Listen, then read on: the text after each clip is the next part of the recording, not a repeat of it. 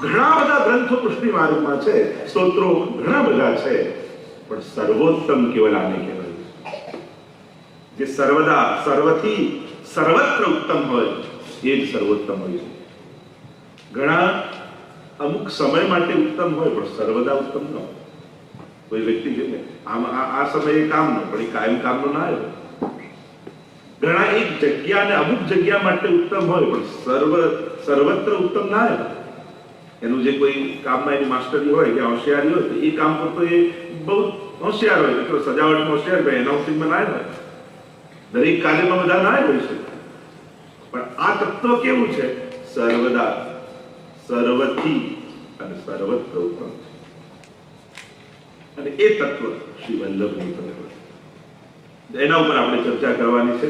સર્વોત્તમ સ્તોત્ર તો ઘણું અગાધ છે, 108 નામ છે, પણ જેમ જેમ આપણે સમય અનુકૂળ 4 દિવસ આપણને મળ્યા છે, સત્સંગની તો ક્ષણ પણ કિંમતી છે. એમાં માત્ર જોવાય નહીં. યમુનાજી તમે વ્રજમાં જઈને પાન કરીને આવો અને તમે કહો હું યમુના પાન કરી આવ્યો, તો આખી યમુનાજી નથી પી જતા. એક ચુલ્લું પર છે પીઓ તો કદાચ કોઈ કે તારા કરતા અમે અડધો લીટર યમુનાજી વધારે પીધા હતા એટલે મારા પર પહેલી કૃપા થવી જોઈએ. આવું હોય એક બિંદુ, અરે જોતા જન્મ સુધાર્યા. કોઈ ભાવથી દર્શન કરી લીધા હોય તો એના જન્મ જન્મના પીડા સુધરી જાય, એવા શ્રી યમુનાજી છે. તો આ પણ સત્સંગની યમુનાજી પણ એવી જ છે. ક્ષણવાર માટે બેઠા હોઈએ અને ક્યાંક ભાવથી આત્મસાત કોઈ શબ્દ સાથે કરી દીધો, કોઈ ભાવ સાથે કરી દીધો, એક શબ્દ પણ કર્ણમાં પડે તો પણ એ ઉદ્ધાર કરવાનું. વાર્તા સાહિત્યના શબ્દોમાં કહું તો બે ઘડી જીવ્યા. બે ભગવતીઓ ભેગા થયા ને કુવાની પાર ઉપર, અને એવો સત્સંગ ચાલ્યો એમના હાડકા સુદ્ધામાં કાણા પડી ગયા અને કુવાની પાર પર લખીને ગયા કે બે ઘડી જીવ્યા. આ બે ઘડી જીવ્યાનો આનંદ. સત્સંગ એ જીવન છે. બાકી તો બધું જીવન નિર્વાહ તો ચાલે છે. લાઈફ સ્ટાઇલ સુધારવાની કોશિશ તો બધા જ કરે છે. લાઈફ સુધારવાની કોશિશ આપણે કરી રહ્યા છીએ. આ જીવનને ઉન્નત કરવાનો પ્રયાસ કરી રહ્યા છે. બાકી બધા જ પ્રયાસો લાઈફ સ્ટાઇલ માટે હોય છે કે આપણું જીવન સ્તર સુધારવાની કોશિશ હોય છે. જીવન સુધારવાની ક્ષણો ઘણી ઓછી હોય. ભાગ્યોદયેન બહુજન્મ સમર્જિતેન સત્સંગમં ચ લભતે પુરુષો યદા.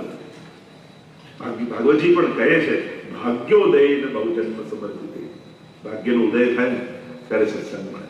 એટલે આપણે બધા ખૂબ ભાગ્યશાળી થયા છે કે ઠાકોરજીની કૃપા આજે આપણા પર થઈ કે આપણે બધા સત્સંગમાં બેઠા છે. તો આ વિશેષ કૃપાનો અનુભવ આપણે પ્રતિપલ કરીશું.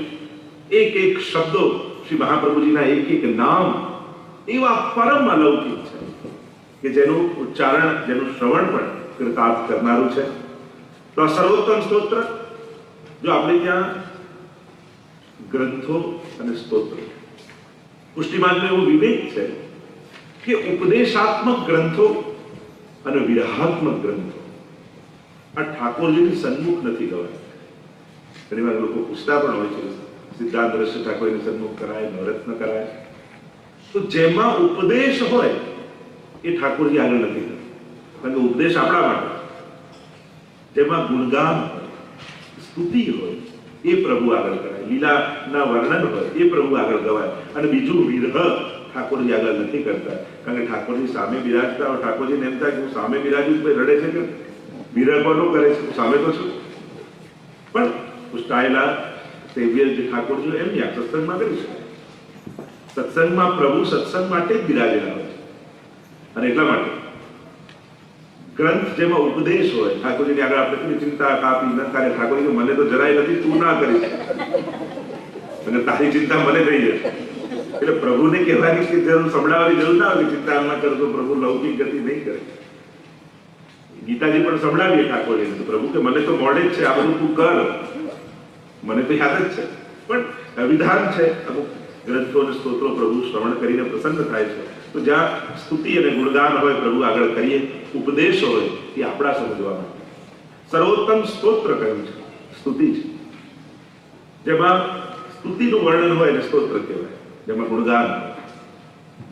થોડોક પરિચય પ્રસ્તાવના રૂપે બાંધી દો એટલે આપણે સર્વોત્તમ સ્તોત્રનો પરિચય થઈ જાય. આપણે ત્યાં તો સર્વોત્તમ સ્તોત્રને વૈષ્ણવની ગાયત્રી કહેવાય છે કે નિત્ય. એમ વિધાન શાસ્ત્રોમાં તો એવું છે કે બ્રાહ્મણ 3 દિવસ ગાયત્રી ન કરે તો એને પાછું જનોઈ લેવી પડે. એટલે કે સર્વોત્તમ સ્તોત્ર એ અનિવાર્ય પાઠમાં છે. આ 3 પાઠ તો વૈષ્ણવ અવશ્ય કરવા જ જોઈએ: યમનાષ્ટક, કૃષ્ણાષ્ટક અને સર્વોત્તમ સ્તોત્ર. તમે કહો જે કાપતો કહો છો પણ બહુ અઘરું લાગે છે, ક્યાંથી કરી? અચ્છા, અઘરું લાગે છે તો 2 વાર વધારે કરું તો જલ્દી આવડી જાય. મૂકી દેશો તો ક્યારે નથી આવડે. એવું ક્યારે થશે કે અચાનક તમે સવારે ઉઠશો ને આમ સર્વોત્તમ બોલતા બોલતા ઉભા થશો? આપણે લોજિક જ ખોટા હોય. આપણે સેવા કરવી તો છે પણ નથી આવડતી એટલે કરતા નથી. અરે કરશો તો આવડશે ને. કોઈ પણ વસ્તુ શીખવા માટે વધારે વાર કરવું પડે. સિમ્પલ લોજિક છે. આપણે મૂકી દઈએ નથી આવડતું એટલે નથી કરતા. કેટલો રોંગ લોજિક કહેવાય. તો નથી આવડતું નથી કરતો એવું તો ક્યારે થવાનું નથી કે આવડી જશે પછી કરીશું તો એક દિવસ જરૂર આવડશે, પણ ક્યારેય નહીં કરીએ તો ક્યારેય નહીં આવડે. અને એટલા માટે જે વસ્તુ નથી આવડતી એને વધારે વાર કરવી જેથી આવડી જાય. પણ એમ મૂકી દેશો કે ના આવડે પછી કરીશ, એવું તો ઘણી વાર કહું સ્વિમિંગ પુલમાં કોઈ એમ કે ના તરતા આવડે પછી જ કૂદવું, તો ક્યારે નથી આવડતું. એમ મને પાકું તરતા આવડે પછી જ પાણી નડી, એ પહેલા તો પાણીને અડવું જ નથી તો ક્યારે આવડે? પાણીમાં કૂદે, છપછપિયા કરે, ડૂબકી મારે તો તરતા આવડે. પણ કોઈ એમ કે ના પાકું આવડે પછી નડવું તો એ ક્યારે થવાનું? અને એટલા માટે પ્રયાસ કરો. ઉત્તમતા પામવાનો પ્રયાસ દરેકે કરવો જોઈએ. 2 પ્રકારના લોકોએ અમને તો આટલું આવડે ને આટલું કરીએ, અને બીજા એવા કે ના મહાપ્રભુજીની આજ્ઞા છે તો ઠાકોરજીને ગમે એ શીખીને મારે કરવું, કે જેનાથી પ્રભુ પ્રસન્ન થાય, મારા ગુરુ શ્રી વલ્લભ પ્રસન્ન થાય એ રીતે મારે કરવું. તો એક સાદી વાત છે, આવડે એટલું કરી લેવું. અને બીજી વિશેષ વાત છે કે ના જે કરવું જોઈએ એને શીખી લો. મને કેમ ના મળે? ઠાકોરજીની કૃપા થશે તો ચોક્કસ આવડી જશે. અને નિશ્ચિત વાત છે, કરતા હશો ને કરતા કરતા ક્યારે શીખી જશો ને તમને ખબર નહીં પડે. પણ પેલું બેસીને ગોખવા બેસો તો ક્યારે નહીં ગોખાય. કરવું તો શીખી જવામાં આનંદ નથી હોતો, શીખતા રહેવામાં આનંદ આવે છે. દરેકે કંઈક કંઈક શીખતા રહેવું, જેથી કંઈક એ પ્રસન્નતા, આજે હું આ શીખ્યો, આજે મેં આ જાણ્યું, નવું જાણવાનો આનંદ બન્યો રહે. અને જેને એમ થાય મને બધું આવડી ગયું તો આનંદ જ જતો રહે. અને એટલા માટે એ કુતૂહલતા બનાવી રાખે. સેવામાં પણ કોશિશ કરવી કે ના મહાપ્રભુજીની આજ્ઞા છે એ રીતે મારે લાલ લડાવવા છે ઠાકોરજી, મારે એ રીતે કીર્તન શીખવા છે. મને ગાઈ ના શકું તો વાંચીશ. અષ્ટસખાના 2 કીર્તન ઠાકોરજી આગળ રોજ વાંચીશ. તો વાંચતા વાંચતા ક્યારેક ગાતા પણ થઈ જશે. પણ મનમાં એવું જ માનીને બેસી જશું કે ના અમને નથી આવડતું અને મને જે પાવે એવું જ કરું તો ક્યારે વિકાસ નહીં થાય, ક્યારે આગળ ગતિ નહીં થાય. એટલે કોશિશ કરવી કે દર અઠવાડિયે કંઈક નવું એક કીર્તન અષ્ટસખાનું ઠાકોરજી આગળ જરૂર જાય વાંચીશ. તો એ કરતા કરતા જે દિવસે અષ્ટસખાની વાણીમાં પ્રવેશ થઈ જશે બાકી બધું ફીકું લાગવામાં. તો ઉત્તમતા પામવાનો પ્રયાસ જીવે સતત કરવો જોઈએ. ઉત્તમ બનવાની કોશિશ કરવી. ભક્તમાં પણ અત્યાર શું થઈ ગયું કે લોકો લોજિકો એવા, પ્રભુ તો ભાવના ભૂખ્યા, એટલે જે ભાવથી કરો મિશ્રી ધરો તો 56 ભોગ માની લે. તો તમે આવીને કહી ગયા ઠાકોરજી, તમને પર્સનલી આવીને કહી જાય તો પછી માનતો. કોના ભાવના? ભગવદીઓના ભાવના. અને એ ભાવથી મિશ્રી ધરે એ તો ઠાકોરજી જરૂર 56 ભોગ આવ્યો, પણ આપણે ભગવદી થઈ નથી ગયા. આપણે બધા ભક્ત બનવાની પ્રોસેસમાં છે. પત્રમ પુષ્પમ પર લોકો શ્લોકે ગોતી લાવ ગીતાજીમાંથી, ભાગવતજીમાંથી. યો મે ભક્ત્યા પ્રયચ્છતિ તદહં ભક્તિ રૂતમ અસ્નામિ પ્રયતાત્મનઃ. જે ભાવથી ભક્ત મારો મને પત્ર પુષ્પ ફળ જે પણ ધરે હું આરોગું છું. તો કોના? ભક્તના. હા, અહીંયા બેસેલા કોઈ એમ લાગતું કે હું પરમ ભગવતી છું તો વાત જુદી છે. પણ એવું લાગતું કે હજી એવો ભાવ નથી તો પછી આપણે બધા વિધાનોને ફોલો કરવું જોઈએ, એ પ્રોસેસ કરવી જોઈએ. કારણ આપણે ભગવદી નથી થયા એટલે આ બધું કરવું પડે છે. જે દિવસે એ ભગવદીની કેટેગરીમાં આવી જઈશું પછી ભાવથી મિશ્રી ધરશું તો 56 ભોગ સંધિને આરોગશે. અને એટલા માટે સાચા હૃદયથી હોય તો બરાબર છે, પણ ઉત્તમતા શીખવાથી કરવાથી બચવા માટે જયારે આપણે વાત કહીએ ને કે પ્રભુ ભાવના ભૂખ્યા, એમાં ક્યાંક આપણે આપણી જાતને જ છેતરી. એટલે ભાવના ભૂખ્યા કરી હું આ બધું કઈ નહીં કરું તો ચાલશે, એનો અર્થ એમ થાય ચોખ્ખો.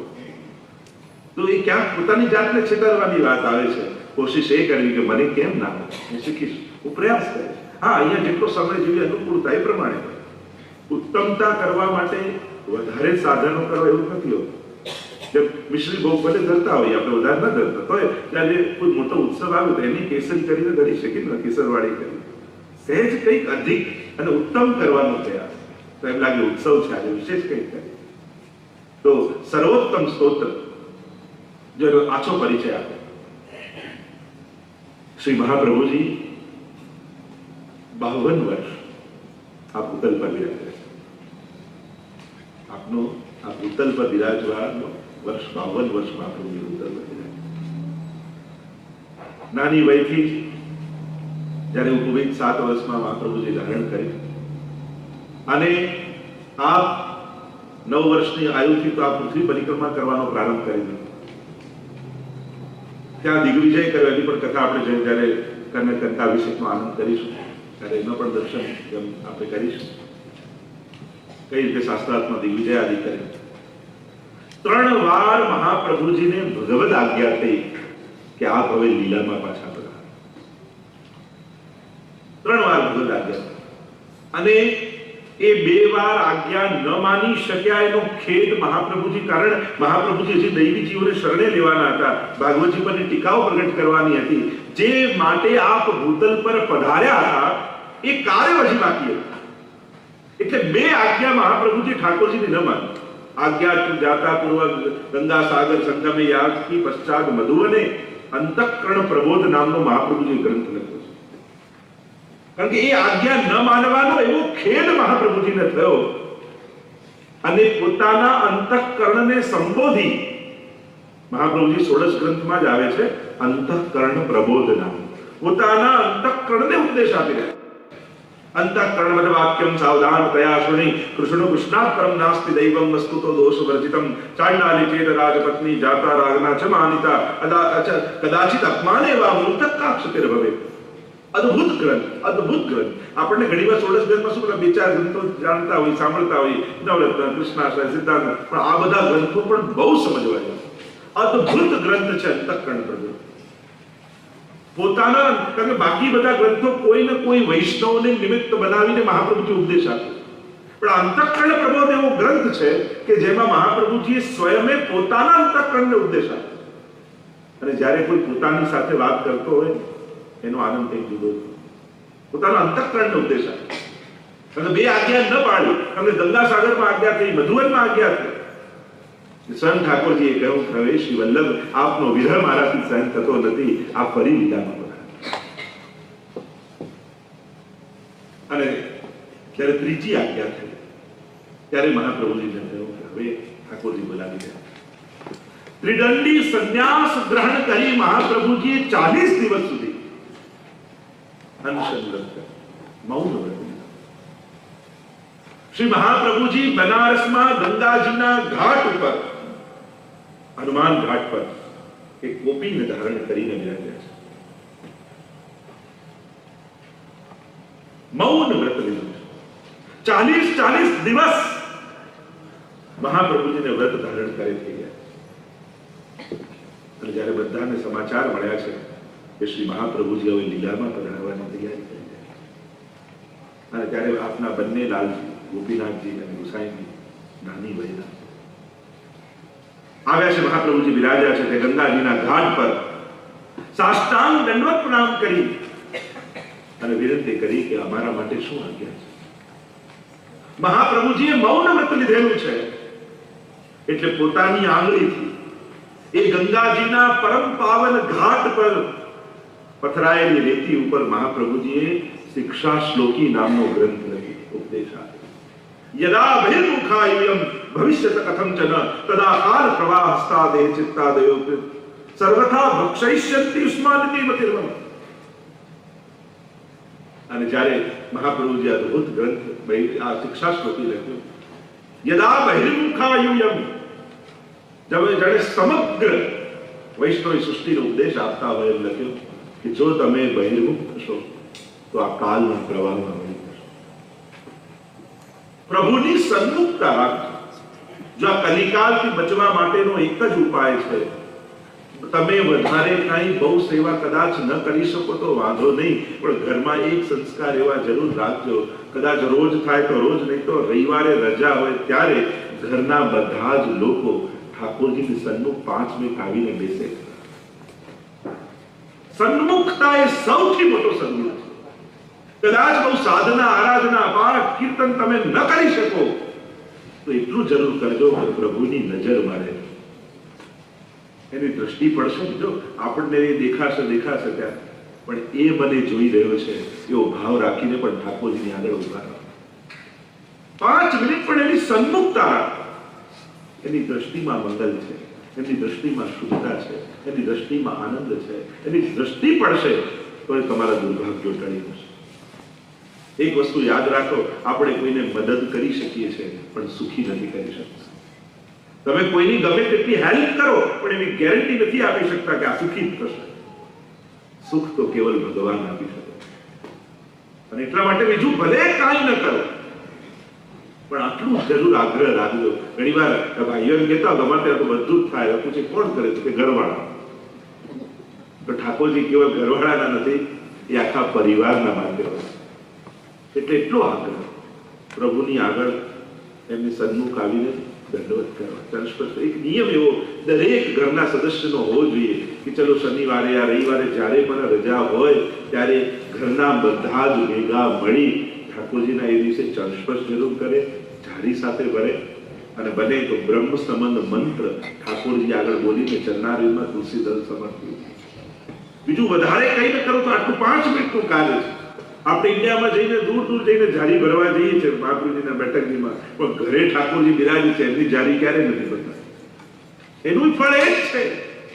ઘણી વાર શું થાય, દૂર હોય ને એમાં ભગવાન મોટા લાગે. આપણે ગુજરાતની બેઠક જેમ તો બદ્રીનાથ જઈને ભરીએ ને, અમે તો છે બદ્રીનાથમાં ઝાડી ભર્યા તો ત્યાં મહાપ્રભુજી જ છે, પણ આપણે દૂર હોય ભગવાન મોટા અને ઘરમાં હોય ના. આ આપણી જે માઇન્ડમાં થઈ ગયું છે. તો ભગવાન એની સાઈઝ પ્રમાણે કૃપા નથી કરતા, એ તો ભક્તના ભાવની સાઈઝ પ્રમાણે કૃપા કરે. 4 ફૂટના ઠાકોરજી હોય વધારે કૃપા કરે, 1 ફૂટના ઓછી કરે, એવું હોય. લોકો હવે ભગવાનની સાઈઝ વધારવામાં લાગે, ત્યાં આટલા મોટું કરું, ત્યાં આટલું મોટું. તો ભગવાનને મોટા કરવાની જરૂર નથી, શ્રદ્ધાને મોટી બનાવવાની જરૂર છે. આપણો ભાવ મોટો કરવાની જરૂર છે. પ્રભુની સાઈઝો વધારવાથી ભગવાન મોટા, એ તો અંગુષ્ઠ માત્રનું માર્ગદર્શનાજીનું સુરતમાં વિરાટનું સ્વરૂપ હોય તો એમાં એટલા જ ઠાકોરજી છે. અને એટલા માટે સન્મુખ મહાપ્રભુજીના આખરી વચન છે, યદા બહિર્મુખાયુયમ ભવિષ્યત કથંચન તદા કાલ પ્રવાસતા. જો તમે બહિર્મુખ થયા તો કાલના પ્રવાહમાં આવી જશો. ઘણી વાર લોકો એમ કે ઠાકોરજી ઘરે પણ રહીએ તો પછી ફસાઈ જઈએ, બંધાઈ જઈએ. અરે ખરેખર ઠાકોરજી નથી ત્યારે જ ભય રાખવાની જરૂર છે, પણ બચાવનારો ઘરે આવી ગયો પછી તો નિર્ભય થઈ ગયો. એ નથી ત્યાં સુધી જ ભય. લોકો ઠાકોરજીને ડરે, બાકી બધું થઈ પણ ઠાકોરજીને ડર લાગે, અમને ભય લાગે. અરે પ્રભુ નથી ત્યાં સુધી જ ભય, પણ સાથે માથે સ્વામી આવી ગયો, બચાવનારો આવી ગયો પછી તો નિર્ભય થઈ ગયો કે હવે મને બચાવનારો મારા ઘરમાં બિરાજી, હવે મારા માથે ઠાકોરજી બિરાજી. બંધન ત્યાં સુધી જતા વસુદેવજીને, જ્યાં સુધી ઠાકોરજીને માથે નતા લીધા. જે ક્ષણે ટોપલામાં પધરાવીને વસુદેવજી માથે લીધા ને, બધી બેડીઓ ખુલી, બધો ભય જતો રહ્યો, બધેથી માર્ગ મળી ગયો. એમ ઠાકોરજી તમારા માથે બિરાજશે ને, જીવનમાં બધા જ માર્ગો આપમેળે મળી જશે. પ્રભુ નથી ત્યાં સુધી બધા જ બંધનો. અને એટલા માટે ભય ભગવાનનો ક્યારેય નહીં રાખવો. આપણા પુષ્ટિ પુરુષોત્તમ ક્યારેય કોઈનું અહિત કરતા નથી. અને એટલા માટે આપણે જે ઠાકોરજીથી ડરેલા છે, ઘણા લોકો પુષ્ટિમાં બહુ અઘરું, નહીં અપ્રસ કરવી પડે, આ કરવી પડે, પેલું કરવું પડે. કોને એવું? દરેક માટે બી વ્યવસ્થા છે.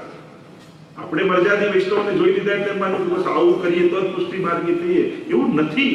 એક માળા કરશો તોય તમે વૈષ્ણવ છો, એક યમનાષ્ટકનો પાઠ કરો તોય તમે વૈષ્ણવ છો, ઠાકોરજીના મિશ્રી ધરો તોય વૈષ્ણવ. બધું પર એક વાર પ્રભુનું નામ તમારા મુખમાં આવે તોય તમે ઠાકોરજીને એટલા જ વાલા છો. અને એટલા માટે કોઈ મોટા ભગવદીને જોઈને એમની પાસે લેવું કે આ જ પુષ્ટિમાં. હા, એવું ભાવ રાખો કે ક્યારેક આવી પણ ભક્તિ આપણે કરીએ, એમને આદર્શ બનાવે. પણ ઘણી વાર મોટું જોઈને લોકો નાનું મૂકી દેતા હોય. એક માળા કરવાથી શું થાય, આ મસ્ત આમ સેવા કરવી જોઈએ, અપરસ કરવી, એટલું મોટું વિચારીને એક માળા કરવાનું મૂકી દે. તો એવું મોટું જોઈને પોતાનું નાનું નહીં છોડી દેવું, કંઈક ચાલુ રાખવું, જેથી એક માળાથી ક્યારેક પાઠ તરફ જઈએ, ક્યારેક પાઠથી સેવા તરફ જઈએ, અને એમ કરતા આગળ જવાય. પણ સાવ મૂકી દેશો ને તો પછી કઈ નહીં. મહાપ્રભુજી એ સમજાવે છે કે જો બહિર્મુખ થયા તો આ કાલના પ્રવાહમાં વહી જશે, પછી બચાવનારું કોઈ નહીં. કારણ કે દુશ્મન ક્યાંય કોઈ બહાર નથી, આપણી અંદર જ લઈને ફરીએ. આ ઇન્દ્રિયો છે. તો કે નાવમાં એક કાણું હોય તો એ નાવ ડૂબી જાય, તો આપણે અંદર તો કેટલા છિદ્રો લઈને ફરીએ. આ 10 ઇન્દ્રિયો ને એકાદશનું મન આટલા છિદ્રો લઈને ફરે છે માણસ, તો એને ડૂબવાની કેટલી સંભાવના છે. આ ઇન્દ્રિયોને કારણે જ કોઈ વસ્તુમાં થોડી આકર્ષણ. પેડો સામે પડે તો તમને ખાવાની ઈચ્છા થઈ, તો વાંક પેડાનો કે જીભનો? પેડાનો નહીં, જીભનો. આ જીભ ક્યાં છે? આપણી જોડે જ છે. જ્યાં જશો ત્યાં લઈને જશો, અને એને ખાવો જ છે તો એ ગમે ત્યાં ગોતી જ લેવાની. આપણે બધા પેડાનો વાંક કાઢી કે આ પેડો સામે આવ્યો એટલે પ્રોબ્લેમ છે, પેલા ઘરમાં બંધન છે, પરિવારમાં બંધન છે, પિતામાં. આપણે બધા વસ્તુમાં બંધન વ્યક્તિઓમાં ગોતીએ છીએ. બંધન વસ્તુ કે વ્યક્તિઓમાં નથી હોતું. બંધન તો આપણી ઇન્દ્રિયોના આપણા મનમાં હોય, જે આપણે સદાય સાથે લઈને ફરતા હોય. મહાપ્રભુજી એ જ કહે છે કે તારે દુશ્મનો ક્યાંય બહાર ગોતવાની જરૂર નથી, તારી ઇન્દ્રિયો તારા દુશ્મન થઈ જશે. પણ એ છે કે જ્યારે તાળું હોય તો એની ચાવી એ જ હોય, એનાથી જ ખુલે ને એનાથી બંધ થાય. બે ચાવી ના હોય તાળા, ચાવી તો એક જ હોય. કઈ બાજુ ફેરવો છો એના પર આધાર રાખે. તો આ મન પણ ઉદ્ધારનું કારણ છે. કારણ આ ઇન્દ્રિયો એક ઇન્દ્રિયો કેવી છે? આ ઘણા ભક્તો એવા થયા આંખો દ્વારા દર્શન કરીને ઉદ્ધાર પામી ગયા. કેવળ દર્શન દ્વારા. તો આ ઇન્દ્રિય પણ ખાલી આંખ પણ કાપી છે ઉદ્ધાર માટે. ખાલી આંખથી ઉદ્ધાર. મેરો મન ગિરધર છબી પર અટક્યો. કૃષ્ણદાસ અધિકારીની વાર્તામાં જો આગ્રામાં નાચતી ગણિકા અને થયું કે આ તો દૈવી જીવ છે, અને ઠાકોરજી આગળ લીધો. પુષ્ટિ માર્ગમાં બધાનો સ્વીકાર કરે. કેવા કેવા જીવો? જે જીવ જાતિ હોય કોઈ રે તેને તત્ક્ષણ સર્વે સુખ હોય રે, જેને શ્રી વિઠ્ઠલનાથ વિચારે રે તેને પ્રગટ પદાર્થ ચાલે. પુષ્ટિ માર્ગમાં શૂદ્રો, યવનો, મુસલમાનો, ગણિકાઓ. આ તો હવે આપણે આપણા સપરસ કરીને બધા દૂર દૂર દૂર દૂર કરીએ છીએ. ગુસાઈજી મહાપ્રભુજી તો બધાને હાથ પકડીને સ્વીકારે. એ ગણિકાને શ્રીનાથજીની આગળ નચાવી અને નાચતા નાચતા એને થયું આજ સુધી ખોટી જગ્યાએ નાચી. આ કલા તો કલાનિધિને સમર્પવાને લાયક છે, અને કલાનિધિ આ દુનિયામાં કોઈ હોય તો અમારો શ્રીનાથજી બાવા છે. અને નાચતા નાચતા એ પદ ગાયું, મેરો મન ગિરધર છબી પર અટક્યો. મારું મન તો ઠાકોરજીના મુખારવિંદ પર અટકી ગયું, અને પ્રભુને જોતા જોતા નાચતા નાચતા પ્રભુમાં સમાઈ. આંખો દ્વારા ઉદ્ધાર છે, કર્ણ દ્વારા ઉદ્ધાર કણાએ કર્યો. પરીક્ષિત આદિ રાજાઓ જો ભગવત કથા સાંભળતા સાંભળતા પોતાનો ઉદ્ધાર કરે. જો ઇન્દ્રિયો બધા પાસે હોય છે, દરેક પશુ પંખી બધા પાસે, પણ માણસની વિશેષતા એ છે બડે ભાગ માનુષ તન પાવા. એમ કહ્યું કે આ બહદ ભાગ્યથી માનવ દેહ મળ્યો. ફરક એટલો છે, આંખો બધા પાસે છે, પણ માણસ પાસે એવી આંખો છે કે આંખોથી ભગવાનને જોઈ પોતાનો ઉદ્ધાર કરી શકે. કાન બધા પાસે છે, પણ માણસ પાસે એવા કાન છે જે ભગવાનની કથા સાંભળી પોતાનો ઉદ્ધાર કરી શકે. જીભ બધા પાસે છે. પોપટ પણ રામ બોલતો હશે, પણ એ રામને જાણતો નથી. પણ માણસ જ્યારે બોલે છે ત્યારે ભગવાનના કાન સુધી એ પહોંચે. આ માણસની વિશેષતા એ છે કે એની પાસે એક ઇન્દ્રિયો એવી છે જે ભગવાન સાથેનો મેળાપ કરાવે છે. અને એટલા માટે યદા બહિર્મુખાય્યમ ભવિષ્યત કથમ ચન તદા કાલ પ્રવાહ સ્થાદેહ ચિત્તાદેવ. કાલના પ્રવાહમાં વહી જશો. અને એટલા માટે આ આંખોને રોજ પ્રભુના દર્શન આપો, અને ત્યારે જ આંખોને તૃપ્તિ થાય. અહીંયા સેવા એટલે કેવળ ભોગ કરવાને, ટેરા લગાવવાને, હાથ ખાસા કરવા જ નથી. એ વૈષ્ણવનું આખા જીવન જીવવાનો વિવેક આવી જાય છે કે અરે આ આંખે કાલે મારે ઠાકોરજીના દર્શન કરવાના છે, તો આ આંખે પાપ કેમ જોવું? અને ત્યાર પછી આ આંખો લઈને ઠાકોરજી આગળ કઈ રીતે જઈશું? આ હાથથી મારે કાલે લાલનને ગોદમાં લેવાના છે, આ હાથે કોઈને પાડવાની કોશિશ કેમ થાય? કોઈનું છૂટવવાની કોશિશ કેમ થાય? આ જીભે કાલે મારે પ્રભુના ગુણગાન કરવાના છે. લાલન જાગો હો વયો ભોર, મારે પ્રભુને જગાવવાના કીર્તન મારે પાઠ કરવાના છે, તો આ જીભે કોઈની નિંદા કેમ કરી શકું? અને જે પાત્રો આપણે ઠાકોરજી માટે વાપરવાના હોય ને, એને બીજે ખરાબ જગ્યાએ નથી વાપરતા. એમનો વિચાર આવે કે આમાં તો ઠાકોરજીની સામગ્રી કરવાની છે. જે દિવસે તમને એમ થશે કે આ ઇન્દ્રિયો તો પ્રભુ માટે છે, એને ખરાબ જગ્યાએ કેમ વાપરી શકાય? આ વૈષ્ણવને વિચાર આવે છે. એને એમ થાય અરે મારે કાલે પ્રભુના ગુણગાન ભગવત કથા સાંભળવાની છે, આ કર્ણથી કોઈની નિંદા કેમ સાંભળવી? એને ચિંતન થાય. સેવા એટલે પ્રભુ માટે તૈયાર થઈને જીવવું. કેવલ ભોગ કરવા ને ટેરો લગાવવો નહીં, પણ એના જીવનમાં એક ડિસિપ્લિન પેદા થાય છે. મારે બીજા દિવસે ઠાકોરજીને મોઢું બતાવવાનું છે. હું કઈ રીતે પ્રભુથી આંખથી આંખ મેળવીશ, એ આખા ચિંતન સાથે આખો દિવસ ગાળે છે. કે કાલે મારે પ્રભુ સામે જવાનું છે, મારાથી આ દિવસે એવું કઈ ન થાય જેથી કાલે હું પ્રભુથી નજરથી નજર ન મેળવી શકું. કાલે પ્રભુના ચર્ચપશ કરતા મને સંકોચ લાગે એવું મારાથી કઈ ન થઈ શકે. આ ચિંતન સાથે જે જીવે એ વૈષ્ણવ છે. મહાપ્રભુજી અહીંયા કહે છે, અને એક સમયે ત્યાં સ્વયં શ્રીનાથજી પ્રગટ થયા. કહ્યું, પોતે ગ્રંથ પૂરો કર્યો. મયી ચેતસ્તે વિશ્વાસ શ્રી ગોપીજન વલ્લભે તદા કૃતાર્થાયુયમ હિ શોચનીયમ ન કરે છે. સ્વયં ઠાકોરજી આવી ગ્રંથ પૂરો કર્યો કે મુજ ગોપીજન વલ્લભ શ્રીનાથજીમાં જો તમને વિશ્વાસ છે તો આ કાળ તમારું કઈ નહીં બગાડે છે. અને એટલા માટે આપણે ત્યાં તો કલયુગ માટે પણ કહ્યું, સબ જુગતે અધિકાય કલયુગ જા જુગ મેં શ્રી વલ્લભ પ્રગટે સેવા રીતે દેખાય. બીજા બધા ભલે કલયુગને ગાળો આપતા હોય, ભગવદીઓ તો કહે કે અમારા માટે તો બધા યુગોથી શ્રેષ્ઠ કોઈ યુગ હોય તો આ કલયુગ છે. કારણ કે આ યુગમાં તો મારા મહાપ્રભુજી પ્રગટ થયા, આ યુગમાં તો અમને સેવા મળી છે. કારણ અન્ય યુગોમાં કોઈ યજ્ઞનો યુગ હતો, કોઈ ઉપવાસ મંત્ર જાપનો યુગ હતો, પણ આ યુગમાં શ્રી મહાપ્રભુજીએ પ્રગટ થઈ અને અમારા ઘર ઘરે ઠાકોરજી પધરાવી, ઘર ઘરને નંદાલય બનાવી દીધા છે. એ સમયે તો નંદ ઘેર આનંદ થયો હતો, અને મહાપ્રભુની કૃપાથી આજે ઘરે ઘરે આનંદ થઈ રહ્યા છે. એટલે અમારા માટે તો સર્વ યુગથી શ્રેષ્ઠ કોઈ યુગ હોય તો આ કલયુગ છે. અને ત્યારે મહાપ્રભુજીએ ગ્રંથ પૂરો કર્યો. આખો વૈષ્ણવ સમાજ ગંગાજીના ઘાટ પર આવીને ભેગો થયો. અષાઢી બીજ રથયાત્રાનો દિવસ છે અને ભગવદ આજ્ઞા થઈ છે પધારવાની. અને મહાપ્રભુજી સ્વયં ગંગાજીના ઘાટની એક એક સીડીઓ ઉતરતા, કટી સુધીના જલમાં ગંગાજીમાં ઢાળા અને બે હાથ જોડી ઠાકોરજીનું ચિંતન કર્યું છે. સ્વયં પોતાનું સ્વરૂપ જ ભગવત સ્વરૂપ છે. અને હજારો વૈષ્ણવ ત્યાં ઉભા રહીને તે ઘોષ કરી રહ્યા છે, વલ્લભાધીશ કી જય, વલ્લભાધીશ કી જય ના નાદ ગુંજી રહ્યા છે. દૂર ઉભેલા ગુસાઈજી અને ગોપીનાથજી નાની વયના શ્રી મહાપ્રભુજીના દર્શન કરી રહ્યા છે. અને એ જ સમયે શ્રી મહાપ્રભુજીના હૃદયમાંથી તેજ પુણ્ય નીકળ્યું અને સીધું ગોલોક ધામમાં જઈ શ્રી ઠાકોરજીના હૃદયમાં જઈને સમાયું. જય ઘોષ ચારે બાજુ થાય, એકદમ દેખાતા મહાપ્રભુજી અદ્રશ્ય તેજ પુંજ રૂપે ચોધાર આંસુએ વૈષ્ણવ રડી રહ્યા છે.